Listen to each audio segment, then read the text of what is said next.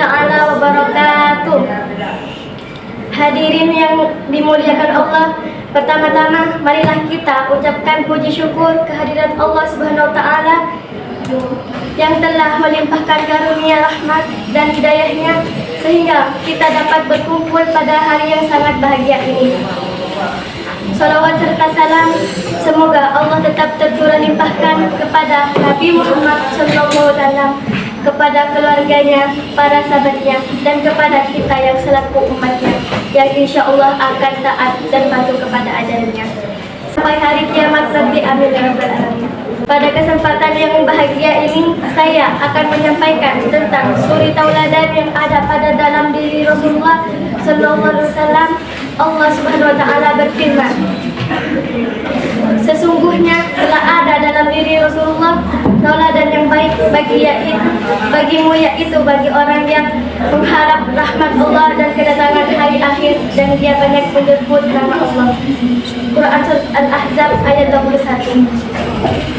Dari ayat tadi jelas bahwa kita umat Islam mempunyai suri tauladan yang patut kita contoh dan idolakan, yang bisa membawa kita bahagia hidup di dunia dan di akhirat, yaitu Nabi Muhammad Sallallahu Alaihi Wasallam.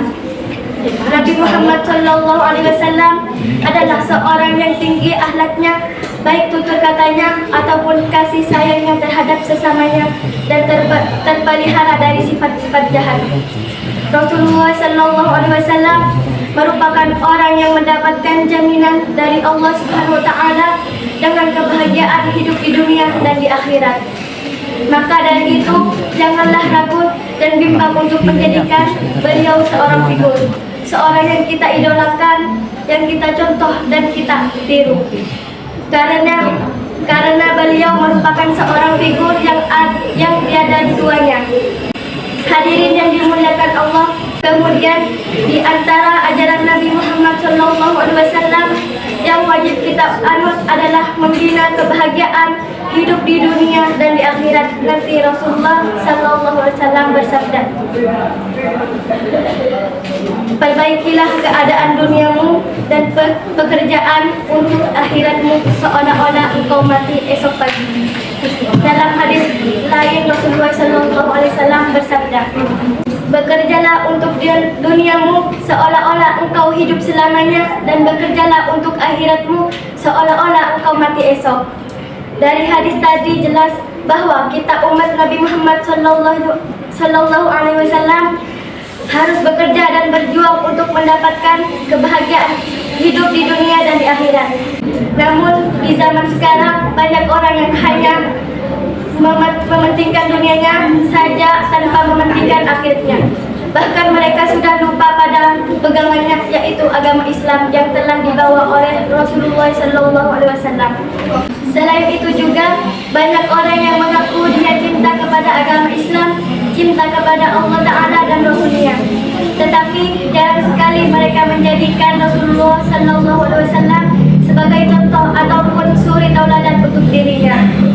Padahal Allah Subhanahu wa taala berfirman dalam Quran surat Ali Imran ayat 31.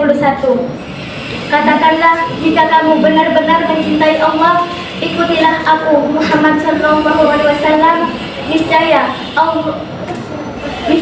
Allah mencintai kamu dan mengampuni dosa-dosa kamu, dan Allah Maha Pengasih lagi Maha Penyayang. Maka dari itu marilah mulai sekarang kita sadar dan kembali lagi berpegangan teguh pada agama Islam yang telah dibawa oleh Rasulullah SAW dan menjadikan beliau suri tauladan bagi kehidupan kita sehari-hari.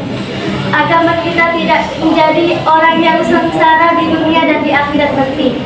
Selain itu, marilah kita tingkatkan keimanan dan ketakwaan kita kepada Allah Subhanahu wa taala serta mengikuti ajaran Rasulullah SAW dengan rasa tulus dan ikhlas, semata-mata hanya mengharap ridha Allah Subhanahu wa taala.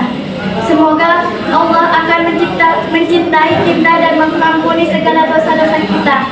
Dan semoga kita termasuk umat Nabi Muhammad SAW, orang yang bahagia hidup di dunia dan di akhirat. Amin ya rabbal alamin. Demikian pidato dari saya. Mohon maaf bila ada kesalahan. karena saya adalah manusia biasa yang tak lupa dari dosa. Wallahu muwaffiq ila aqwamit thoriq. Assalamualaikum warahmatullahi wabarakatuh.